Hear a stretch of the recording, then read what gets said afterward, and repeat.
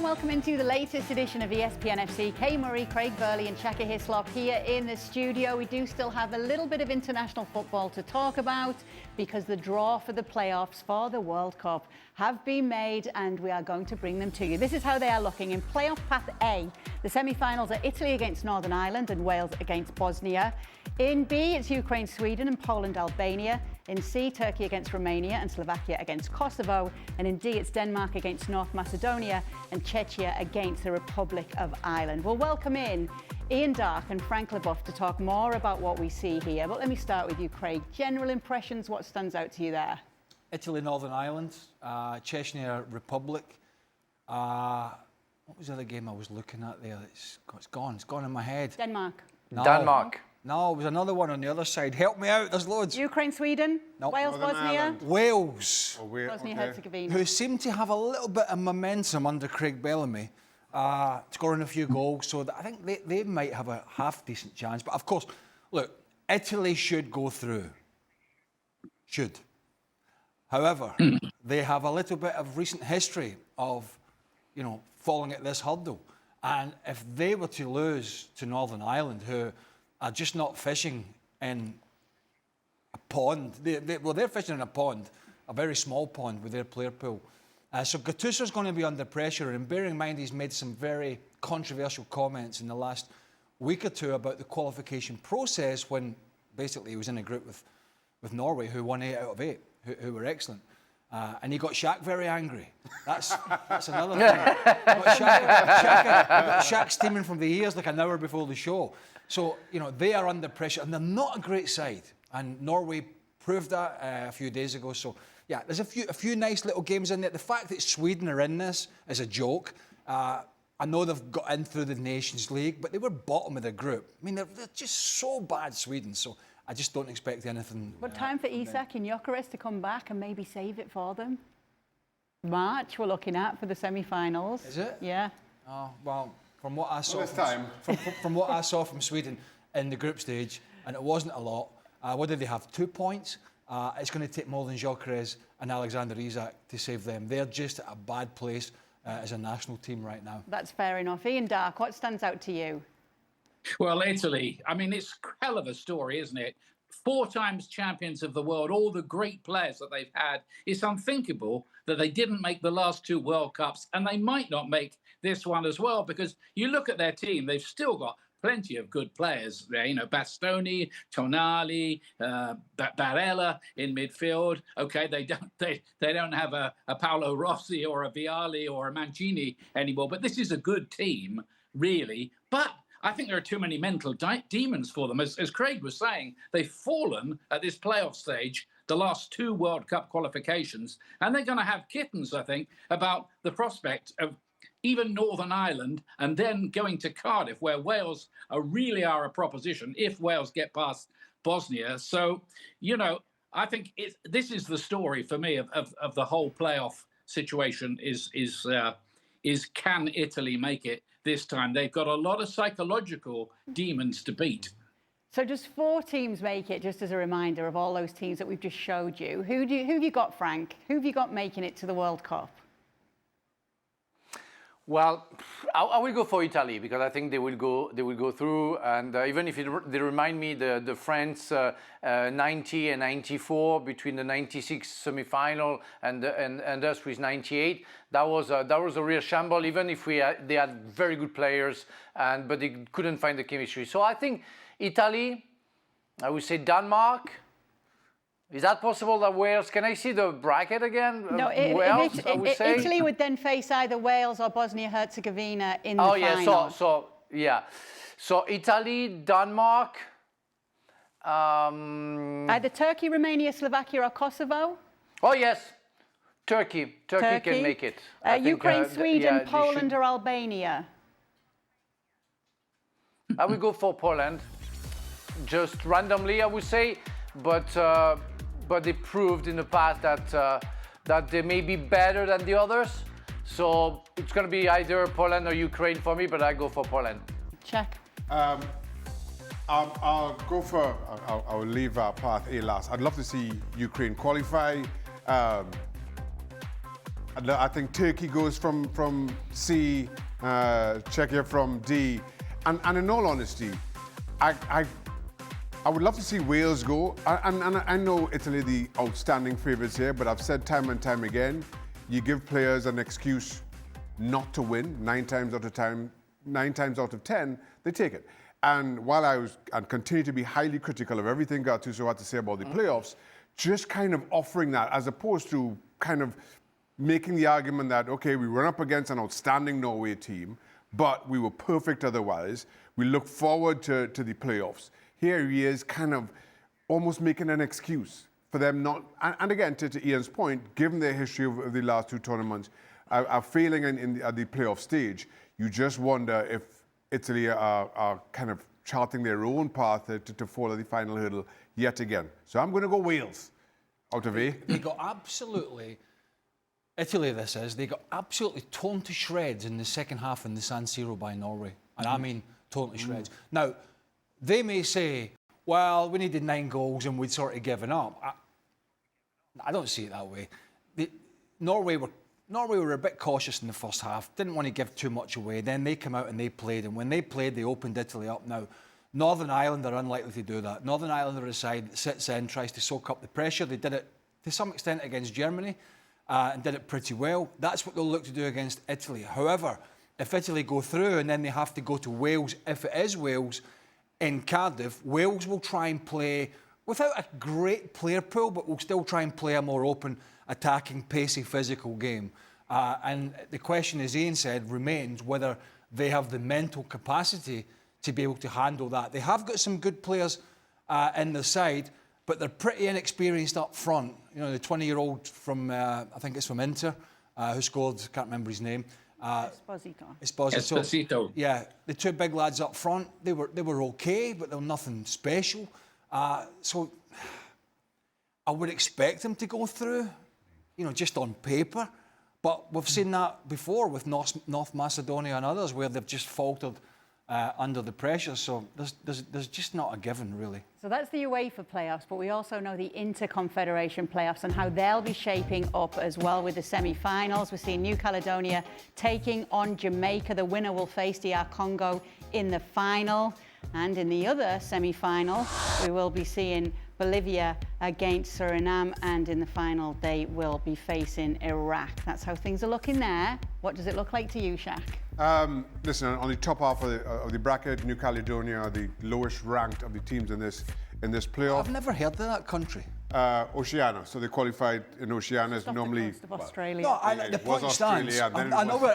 The point stands. I've never heard of the country because Oceania's always had that one spot, which Australia has taken until they moved to Asia, and then New Zealand have always. No, I know, but the point stands. I've never heard of the country. I can't answer you for your lack of geography. You probably wouldn't be too upset to be sent there. You probably wouldn't be too upset to be sent there. I'm sure it would be very nice, but it would be a long way. We could arrange it. We could arrange it. The point stands. I've still never heard of it.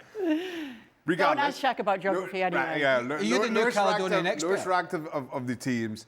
Jamaica come into these playoffs in an interesting position. There's been a lot of fallout. Oh, you're bitter because they knocked out Trinidad? No, I'm not at all bitter. Yeah, I'm just saying they come into this with a lot of questions to answer.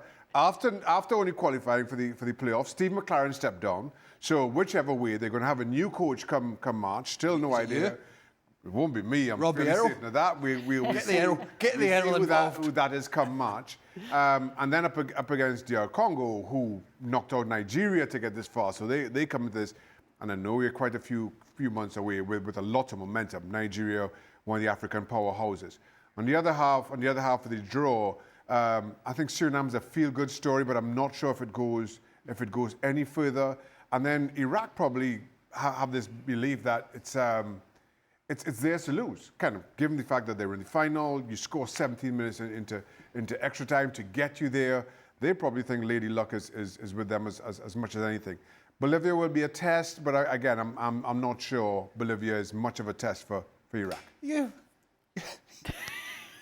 knows everything. You've watched more of this qualifying campaign than you have any other football that I know about. I don't watch the European qualifiers.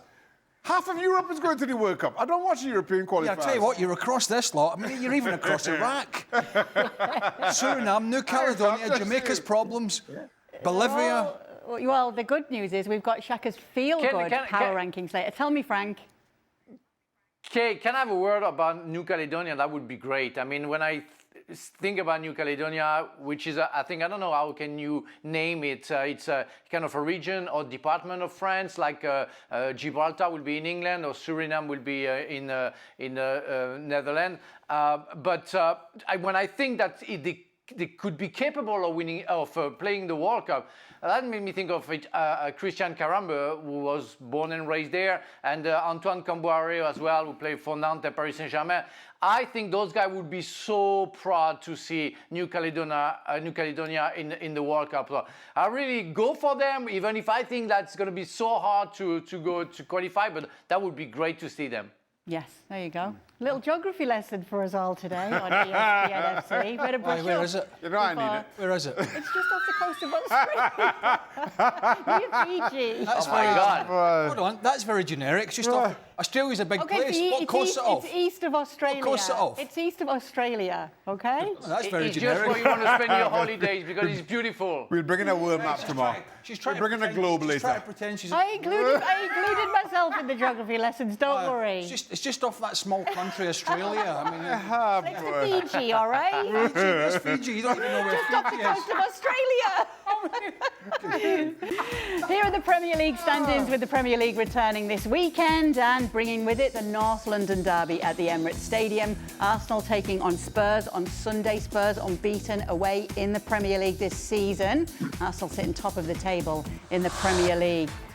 This is how recent games look between the two, though, and it doesn't look so great for Spurs. So, Craig, how do you see this one going? Arsenal. Pretty simple. Is it going to be a simple win for them now? No, I mean, I think Thomas Frank has definitely made them, for the most part, tougher to beat. He's much more organised. Listen, that's saying something. I think any manager going in off Postecoglou would be considered more organised. But I think he has really gone the other way. And at times I think it's too much. And I think he needs to find the balance. I think some of their football has been very poor to watch. So I think he's struggling to find that balance between the organisation and then utilising their better players going forward. And I know they have some injuries. That being said, I think even if you go to the Emirates and sit in, I think this Arsenal side eventually will open you up. So yeah, I mean, it's a well-organised Tottenham side, but it's a Tottenham side that really hasn't flourished as much going forward.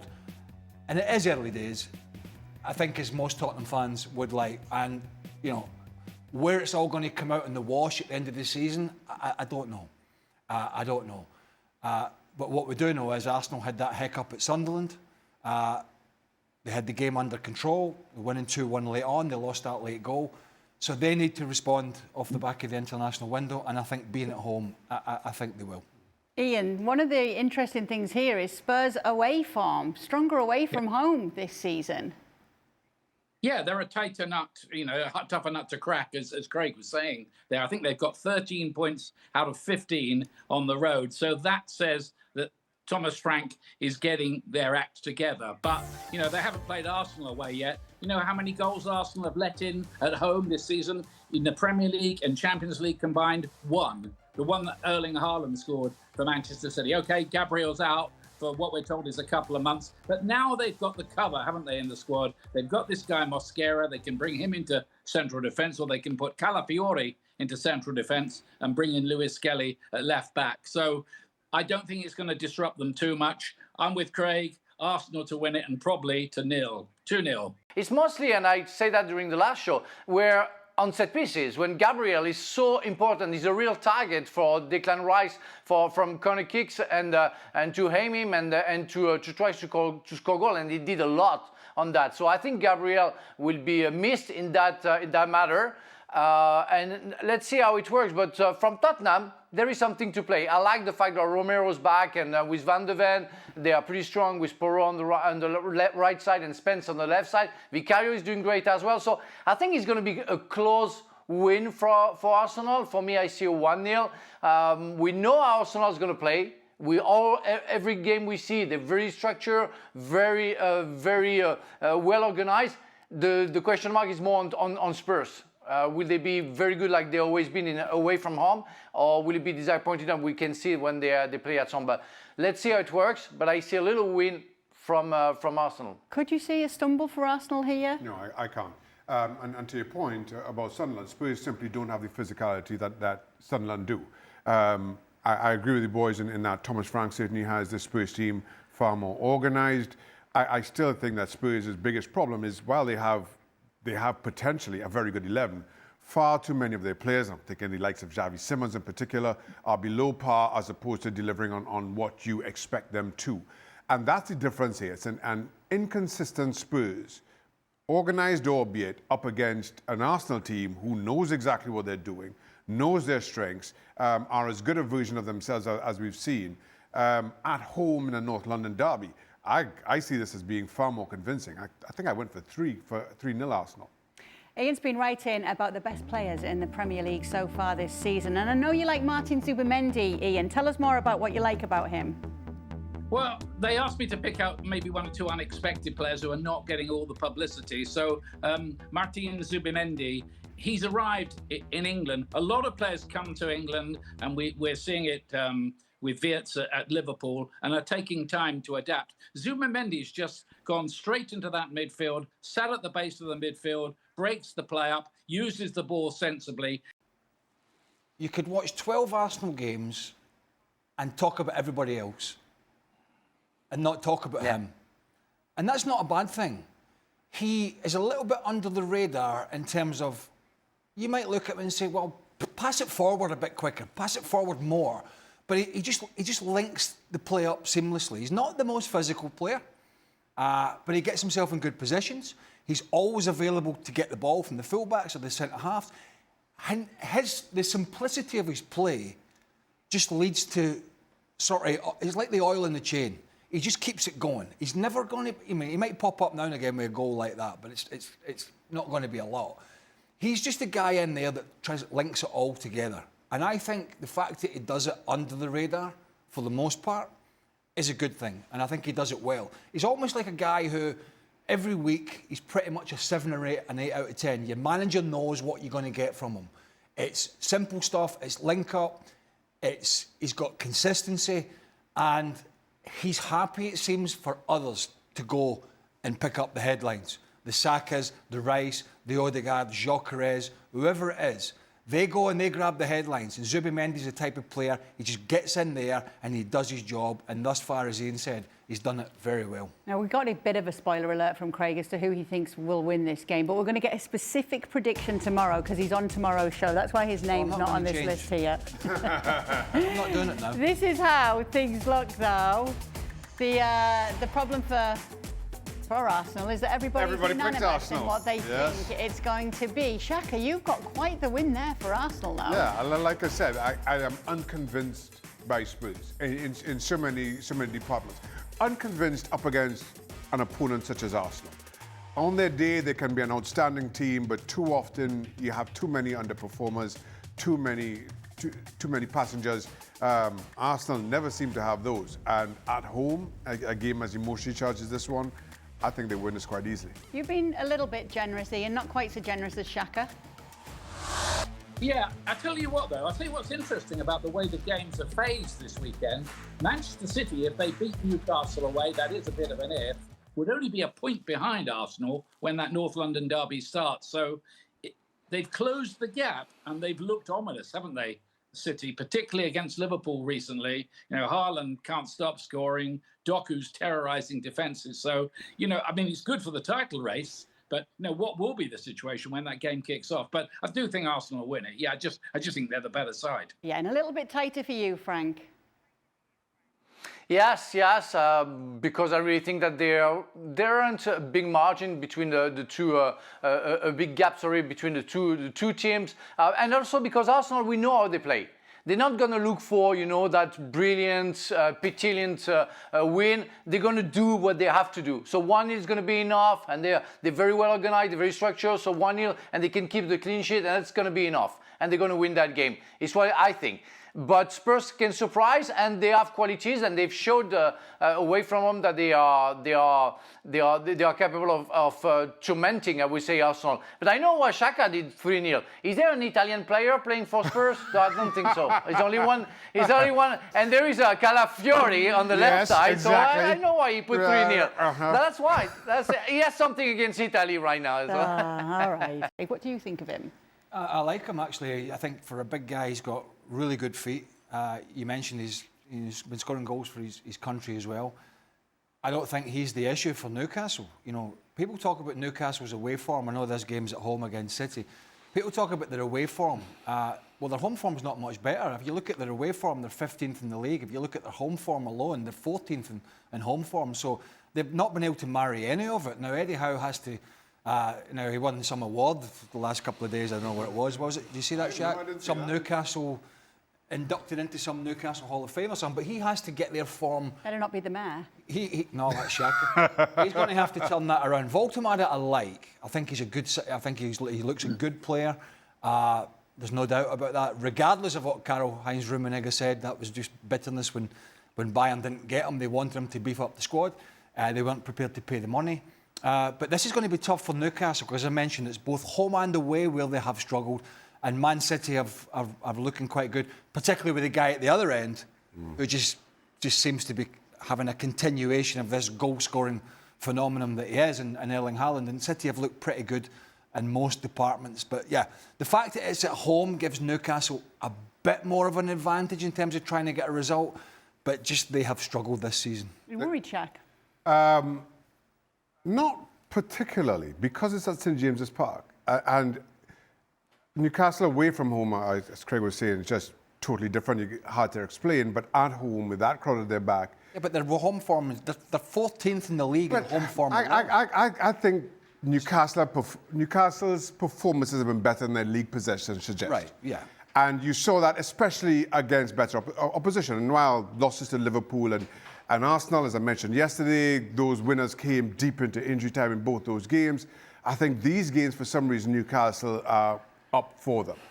And I feel they'll be up for this one as well. I'm still not convinced as well that as good as City are, as hopeful as I am, or maybe, that they're the only team who can really chase Arsenal down and at least have some kind of a title race back end of the season. I still don't think they're as consistent as we'd seen 2 years ago, 3 years ago. I think this is a draw. I don't think Newcastle will be undone. Frank, you think it's a draw too? Why? Well, because it's at home, and with the pressure that St James's Park can give from the fans, that there can be a game changer. And you know what I see, the Newcastle offensive line and with the Manchester City defensive line, I think there is something to play for the Geordies. So I really think that it's possible. Just one thing that I want to say about the interview: we say handball. No, we don't say handball. We say handball. It's been invented by the German. They don't say handball. Oh, okay. What? Thanks for that, Frank. Absolutely no idea. That's very important. Ian, you've been impressed by Erling Haaland as everyone else has this season. You're going for a City win. Is it because of him? Momentum, and I think they're going to score a hatful of goals, I think, from now on. I mean, Voldemar is interesting, isn't he? He doesn't look like a footballer. He looks like a Renaissance painter. I think, you know, and I think he's got lovely touches and craft. He's a cult figure, but I think he's part of their problem, you know, away from home, because they had Isak running the channels and they could get in behind teams, and he got them up the pitch. I don't think Voldemar, for all his lovely touches and skills, can do that, and they just can't win away from home at all. They are better at home. I mean, I've just looked through after what Craig was saying, and they have won their last 5 at St James's Park in all competitions. So they'll make a game of this. I think it's a thriller, but I think City will edge it. All right. Well, there we go. That's how things are looking there. Just don't mention handball or say it wrong in front of Frank, and you'll all be okay. Thank you. Achraf Hakimi has been named African Player of the Year, and you can understand why when you see everything that he achieved in the past year with both PSG and also helping Morocco to qualify for the World Cup as well. Happy to see it, Frank, a defender too? Yes, definitely, and so deserved, because defensively he improved so much comparing to the first year that he was here playing for Paris Saint-Germain. He grew up like crazy, and what he brought offensively on his right side was simply amazing. And yeah, we can see what he won last season. He was the perfect guy in a perfect time for the Paris Saint-Germain and for Morocco. And yeah, he simply deserved it. I don't even know who else could have been at the same level fighting against him. It was already given. Yeah, obviously. He's fighting against the likes of Salah, Osimhen, but Hakimi, it's hard to argue against him with everything he achieved. I've liked him for a long time. I know he's been around, he's been in Italy and other places. Certainly he looks more comfortable here in Paris. You know, both fullbacks for Paris Saint-Germain were terrific, weren't they? Let's be honest, but they were all terrific, the whole team, but both fullbacks just gave them another dimension. And Hakimi, you know, I think he really has matured. He's always, I mean, one of the things that's been one of his strong points over the years, even when he wasn't as consistent, he's one of the quickest players on a field I think I've seen. And he's now utilising that pace to go with his talent and his experience. He's more experienced now from a defensive aspect. And he has been, he's been absolutely brilliant. So fair play, well done to him. I think you can easily make an argument that Hakimi is the best right back in world football, or certainly had been over the last year. And while you understand the comparisons to Osimhen and Salah and the goals that they scored, as strikers, it's easy to quantify their value to teams. As a right back, it's far more difficult. But again, when we're talking about the best in the world in a certain position, I think with that shorter list, Why was Osimhen in the list? I'm just thinking of other players that might have been there. I have not actually listed off. When Frank's saying to beat out, I think it was Osimhen and Salah. So when Frank was saying who else would it be, I was just adding some of the names. Okay, for his goals in Turkey? But I think not. Okay. Oh. A word. Oh, I'm sorry to put a dampener on it. Mind you, he did qualify with Nigeria. Oh, no, they didn't. Colinudo, where's Colinudo when you need him? boy. There's no argument, is there, Ian? No argument at all. I mean, I like the point Frank made there. It's always strikers and creative number 10s who get all the glory and the glamour. So it's great that it's gone to a right back. And that caption you put up, Kay, 11 goals and 14 assists. That is phenomenal for a guy playing at right back, isn't it? Yeah, scored in the Champions League quarter-final, semi-final and final as well as a full-back. Well, he gets something, well, I said to you, get something down that field like he's a machine. It's like an absolute machine, eh? Remember those days, Shaq? No, I don't. No arguments here. It is fair to say congratulations. Well, to we can Achraf find an Hakimi. argument if you Well, I want. mean, we can if we stay on it long enough, but let's not do that, shall we? Let's remind you that La Liga returns this weekend. Ian and myself will actually be at the Elche Real Madrid game on Sunday, so... Are you? Yes. Why is that? Flying off tomorrow. Seriously, why? It's on ABC as well as ESPN Plus. Oh. So, yes, we're heading over to there. But make sure to catch Barcelona against Athletic as well, because Barcelona are back at the camp now, and Gemma and Luis will be there to report on how things are going now that Barcelona are back at home. Shaka Hislop's feel-good power rankings. Absolutely. Tell us more. Carrie, given everything about this international break, the expanded format, the World Cup to come, Curacao qualifies the smallest nation to ever participate in a World Cup.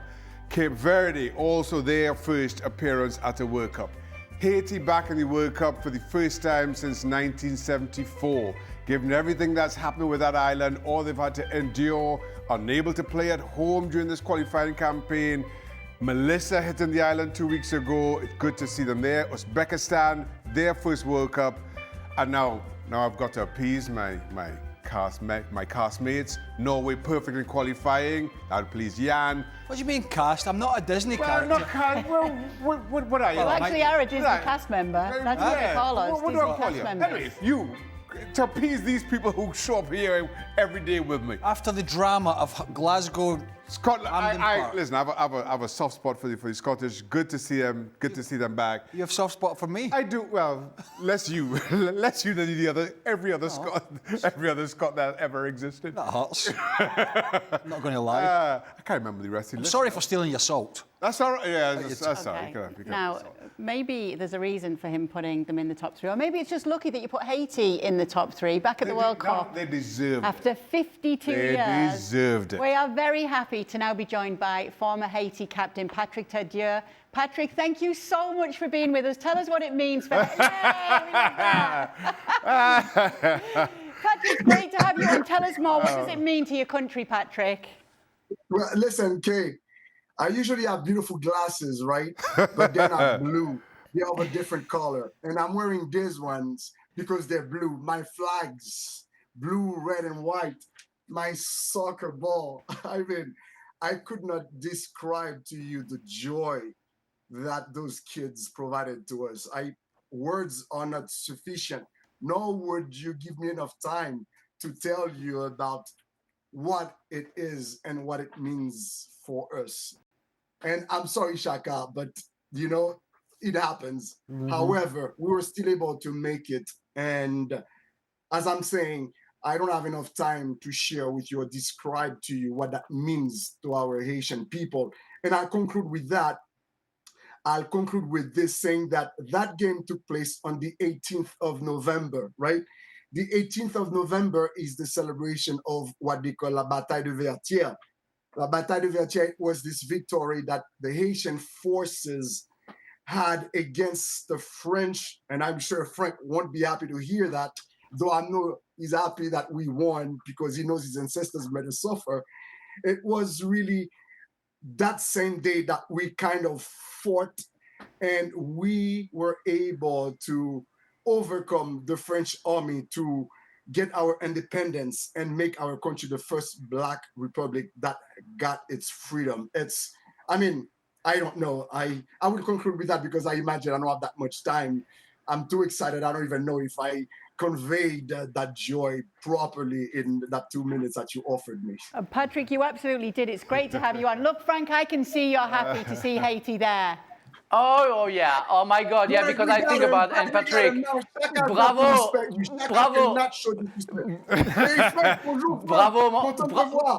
Bravo. Merci Patrick, bravo à toi. I'm so happy because I have a friend of mine, Jimmy Jean-Louis, is a great actor living in America, in Los Angeles, and we played together with Hollywood United, and I know the guy must be thrilled like all the population of Haiti. And don't worry, we lost against other country like England, you know, in Trafalgar, and I'm happy for you guys. You got your independence and you are so proud of being in a World Cup. You deserve it, and I just want to congratulate Shaka in the power ranking. I think that's the best power ranking ever that he ever made, you know. Well done, Shaka. I'll take it. And on top of all of it, the fact that Haiti did it on neutral territory because of the troubles that are going on, just a massive challenge, and they've still managed to do it. Every single game is played as an away game, even when they were officially the home team.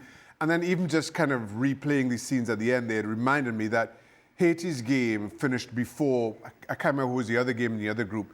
So all the players are standing around watching the ending of the other game on somebody's phone and can't celebrate until that final whistle goes. It's little things like that. There'll be a lot of time for us to talk about who goes on and wins this tournament and everything that comes with it. But moments like this, I think, are as big in these countries' history as anything else we talk about in football. You've seen the... Shaka, may I share Patrick, something? sorry. May I share something with you? You're talking about a big moment. Let me express to you how big it is. It's not so much about the joy that's coming from that. It's the message and the power of the message that can be conveyed through that. Why? Those players, my former teammates, well, I'm so much older, but I like to say they're my former players or teammates. Those players from the national team are the only ones today that are capable of sending a message to those gangs that are running the country and to tell them, listen, guys, we want to come back home. We want to be able to play home.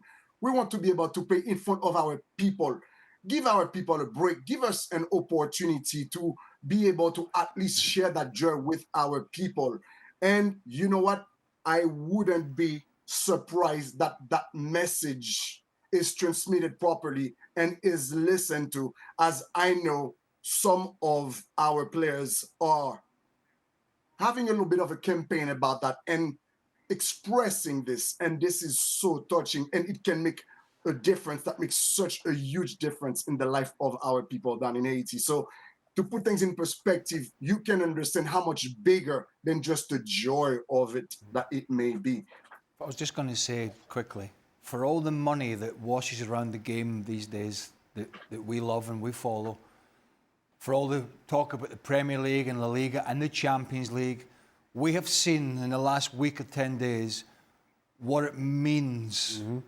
What it means, not financially, but what it means for hundreds of players to go to a World Cup, to go and play at the pinnacle of your sport when you were a kid, growing up, kicking a ball about in your garden or on the field or on the road with your mates, and you dreamt of going to a World Cup. Nothing money can't buy that. And we've seen it this week from various countries around the world, the emotion and the joy of qualifying for a World Cup. And that, at this moment in time in this game, is great to see. It really is. Patrick, But we wish... last point, Frank. Sorry, just last word, Patrick. Do you know what? Isn't it the second goal was scored by a guy called Providence? C'est trop bon. Only you would come with that. Indeed. Yeah, that's meant to be. That's meant to be. That's what it is. Lovely Only you stuff. would come with that. Patrick, thank you so much. We wish you well. We wish Haiti well. Thank you for bringing your joy to the show tonight here on ESPN FC. Thank you, guys. Salut, bravo. So seeing as though we're in a feel-good moment here on ESPN FC. We've had a geography lesson today. We've had a geography lesson And today. now we've had a history lesson. Lesson today. Dan Thomas will be back in the studio. It is a momentous Seriously? moment. Correct. There could be more moments coming up like this. Much bigger than mine. I'm not giving you a high five. Well, who's going to give me a high five then? I don't You're the know. only one that's here. Not me. Nobody, because I know you don't that. deserve it. We You don't deserve got it. to frame up. I've got to show you the difference between Shaka's No hand way. size and mine. Can we do this? Which camera? Right, so there's Shaka's hand. Look at that. Look at those. Look at that twice, mine. High five. well. That hurt my hand.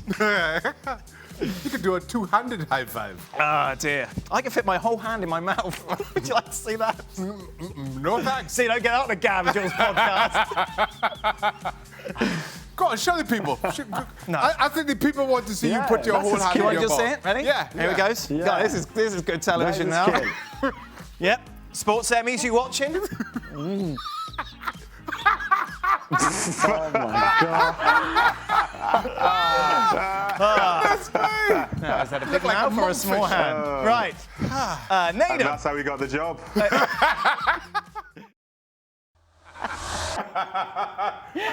Dan's big return coming up Boy. on Saturday on ESPN Plus. He returns I Saturday think we're or going to see him. tomorrow? I think we might be seeing him tomorrow too, but we're definitely seeing him on Saturday. It is Saturday. Oh, Saturday. Well, I'm- Saturday. well- Saturday's show. Saturday's FC. Is he ready? One way to find It out. better be. We're going to find out, aren't we? Well, you better be, because I'm in on Saturday. and I'm telling you now, I ain't been nice to him. If he thinks he's waltzing back in here after life-saving surgery and getting sympathy, he's wrong. I don't think he'll be nice to you either, so it's No, going to be and perfect, right? It's just going to be like it always was. I got 2 months worth to get out my system with him. We love to see it. We're so happy to have Dan back. Make sure you tune in on Saturday for FC and tomorrow, because we're back tomorrow as well. Welcome into the latest edition of Extra Time. It's been a really feel-good edition of ESPN FC today. We've had all sorts going on, but I just don't have the questions right in front of me right now. So, Just take your time. yes, Frank and Ian are joining us as well, and I'll bring those questions up for you so that we can You see. do that. You do that. You just carry on. We'll just sit here and wait till Have a you, sip of water while I'm waiting. wait till you flaff around. Come on. All right. Want a cup of tea, Chris? Craig. Cup of tea? Yeah, go. Here's the first one. Are you excited to finally be able to cheer a team at a World Cup after decades? He was still dining out and being the last scorer for Scotland. You might still be. He's like, he walk into the restaurant. Do you know who I am? You know who I am. Who said I'll be cheering? Your joy, you could No, not I hide won't. it No. the other day. I was really happy for the players and for Stevie Clark and the supporters. But I'm not sitting here with my wee Jimmy bonnet on and my tartan scarf. No. Stevie will be. Pretending he doesn't care when he does. Yeah. Not that I don't care. It's just like I don't get carried away. Unlike Dan Thomas, the aforementioned Dan Thomas, who apparently is coming off his sickbed back to work. He is the punter, isn't he? When England are playing, he sits there. He is. So upset. Well, look. But yeah, no, it's great. Obviously, it's. I've been watching the reaction in Scotland, so it's great for them to have this opportunity. But I would pull the reins in at the cheering bit of that. All right. I'm not a cheerer. Shaq? I'm staying out of this entirely. That's why it was best when they said to me the other day, try and get some videos of Craig and Stevie watching the game. I was like, it's not going to be worth it. I will, but it's not going to be worth it. No, I would have taken your phone and thrown it out the window anyway. Also that. Can't have that reputation. You know, cheering on teams. No, and he wasn't either, don't worry. No, I was sitting. Stevie wasn't either. He's that calm. Yeah, but he did start progressively getting out of his seat and walking closer to the screen. Yeah, but that was his after. And then he swore a lot and laughed a lot. And so that was like his way of But that's a normal day for him. He's trying to keep his emotions in check. Okay, question for everyone. Which of the home nations do they think has the best chance of making the World Cup through the playoffs? I'll give this to you, Ian. Wales, Northern Ireland, or my beloved Republic of Ireland? Love the show, Kay, all the way from Dublin. Thanks, Dermot. I probably think of those three, the Republic of Ireland, because they've got a bit of momentum now. I mean, who would have thought they'd beat Portugal and then go and win again in the way that they did, sensationally. So, Troy Parrott, 5 goals. Who knows where the story ends? Maybe like Scotland, it's written in the stars for them. Do you reckon? When are these aforementioned playoffs? March. Everything's See, the Irish, within March. The Irish, we'll call them the Irish because it's Northern Ireland, right? The Republic boys, they wanted to have it like now, wouldn't they? Because they had this great momentum, which I'm not. They'll still have the confidence, but the momentum they had from the Portugal game in Dublin. And then the game in Budapest was you just ride that wave. You've got to bottle all that up and go again in March. But yeah, I'd agree. They've got probably the best chance out of all the teams. All right. Craig, given the fact Thomas Tuchel has practically... Oh, no, sorry. Which big nation is most in danger of missing out from the World Cup in the playoffs? Italy, Denmark or Turkey? Well, Italy are there's no comparison in terms of footballing nations. Italy are the biggest by a long shot. Historically, all the major tournaments they've won, all the players that they've had. I can't remember. Are they? Here. Yeah, no. But out of those lot, who's more in danger of missing out? Probably Turkey, I would say. I think Denmark are a better side than they've showed the last 2 games against Belarus and Scotland. They're better than that. But they underperformed, and that's why they got put out. They actually didn't play terribly badly in Glasgow, but they made some bad mistakes, and Scotland scored some great goals. But I would say Turkey are probably, if you're calling them one of the 3 big ones, Turkey are probably most at risk, I think.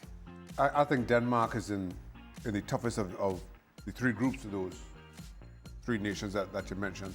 So I'm going to lean Denmark. Well, they've got North Macedonia. Yep. Yeah, then it's Republic and Czechia and Republic of Ireland to come next. I just think in terms of a group of 4, that's the toughest. Hey, nobody's asking. You don't have to explain. You just asked. You don't have to explain. Just tell us who you think it is. That's what I said. We don't need the explanation off the back of it. Kay asked. She said why. Kay said why. That's Shaka's interpretation of the question. Yeah. No, the question was who do you think Who's in the most in danger? Yeah, we didn't want like a whole paragraph off the back of it. You didn't. You give a paragraph. Maybe you give 4 paragraphs. Maybe Don't Hutchison, who asked the question, did. Well, ask for it if you want to. Okay, this is for you, Craig. Given the fact that Thomas Tuchel has practically confirmed that Rice and Anderson are guaranteed starters at the base of the midfield, if everyone is fit and in form in the most important matches, who should start as the 10? Foden, Bellingham, Palmer or Morgan Rogers? Well, first things first, right? Nobody's guaranteed to start in the team in November when the World Cup is 6-7 months away. Gary McAllister was our captain of Scotland and a talisman. He didn't make the World Cup because he ruptured his cruciate ligament that season. So there is no such thing at this moment in time as a guaranteed starter, right? For Elliot Anderson or Declan Rice. So I don't think Thomas Tuchel will have had said that. I would be surprised. But in terms of the number 10 role, for all the headlines and all the good stuff Morgan Rogers has done and Phil Foden's playing better, if Jude Bellingham is playing well, Jude Bellingham will probably play in that number 10 role, I would imagine. Now, there's a lot of stuff going in the periphery of Jude Bellingham at the moment that I'm not going to get into. Right? Don't criticise him. He shouldn't be criticised. They're criticising him too much. All this sort of stuff. If Jude Bellingham's playing well for Real Madrid, he will play for England.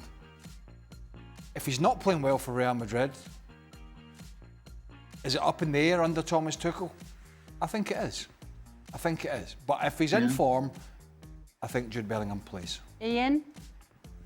Well, I think it's interesting. I mean, Craig's trying to veer away from this debate, but it is a debate. You've got one of the leading football writers in the country writing an article, a back page splash, the other day saying Bellingham should be left out of the team because his attitude isn't right. Now, people are trying to turn around and blame the media for this, but it was Thomas Tuchel who started it by saying that his mother found that some of Bellingham's antics were, quotes, repulsive.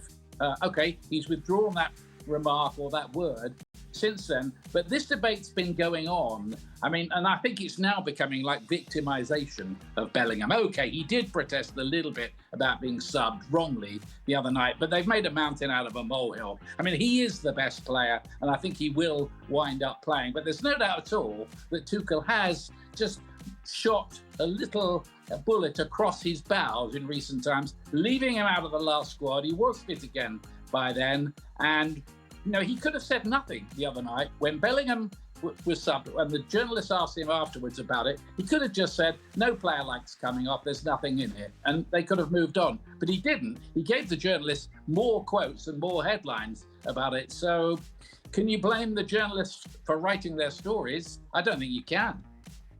Okay, interesting.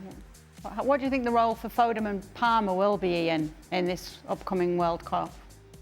Well, they're going to struggle to get a game. I think Foden hasn't been great for England. Let's be honest about it. He's played 45 caps, very talented player, hasn't really turned it on for England. So I think it's between the other three. I think he likes Morgan Rogers a lot, though he didn't play that well in the last couple of games. I think Bellingham on class alone, I mean, he is a world elite player. They should try to get him into the team. So I think it will be Bellingham, but I think Thomas Tuchel is just trying to say to him, look, we want a band of brothers here. There's no room for egos. Join us on that journey. Next question, Frank. Gerard Martin said in a recent interview that he has trouble sleeping at night. Oh, sorry, I've missed one. Sorry, guys. No. For It's Ian, going well this today, isn't it? You're having difficulty with the reading part of. No, do you know, I've just got my first readers in my life, and now I've got to read it off my phone. I'm like, oh, it's okay. Borrow Craig, just borrow Craig.